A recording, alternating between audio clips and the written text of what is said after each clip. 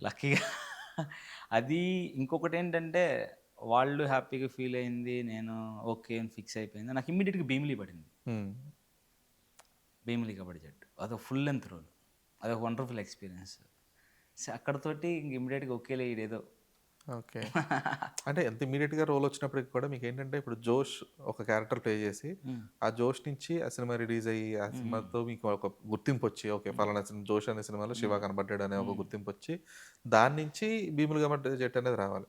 అది దీనన్నిట్లికి కూడా అలా జరగలేదు. ఆ! ప్రాసెస్ ఎలా ఏమైందంటే అయింది? 'జోష్' జరుగుతుంది. 'జోష్' షూటింగ్‌కెళ్తున్నాం. భీమిలి కబడ్డీ జట్టు ఆడిషన్స్ జరుగుతున్నాయని అక్కడ పనిచేసిన ఏడీ కొంతమందిని భీమిలి ఆడిషన్స్‌కి కూడా పిలిచాడు. ఓహో! ఓకే. ఓకే. సో, దాంట్లో నేను సెలెక్ట్ అయ్యాను. ఓహ్! జాక్‌పాట్ అయితే ఒకేసారి. అది సీరియస్‌గా నేను అదే చెప్తున్నా మీకు. నాకు ఎంట్రీ చాలా స్మూత్ ఉంది. ఓకే. ఎంట్రీ వెరీ స్మూత్‌గా ఎళ్ళిపోయాను నేను. నేను మీరు నమ్మరు 'జోష్' ఫినిష్ అయ్యటానికి 'భీమిలి' సగం ఫినిష్ అయింది. 2 సినిమాలు సైమల్టేనియస్‌గా చేస్తున్నారు. సైమల్టేనియస్‌గా. అబ్బా! మామూలు విషయం కాదది. మీరు నమ్మరు ఇంకా నేను 'భీమిలి' రిలీజ్ అవ్వలేదు. నేను 'రామ్ చరణ్' గారిది 'మెరుపు' చేశా.